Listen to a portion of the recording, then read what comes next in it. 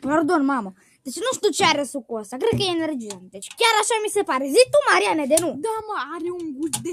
Bă, ăsta te unge pe piept, bă, zici Nu știu, așa parcă scurge, nu știu. zici că bei hel. Pe energizant, nu știu ce. Bă, Zici că și am tu. băut hel. Da, mă, cal.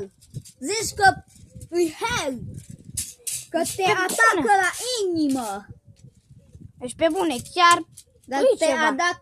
te atacă la piept acum. Și sucul ăsta e ciudat. Da, l-am mirosit. Ia. Miroase la...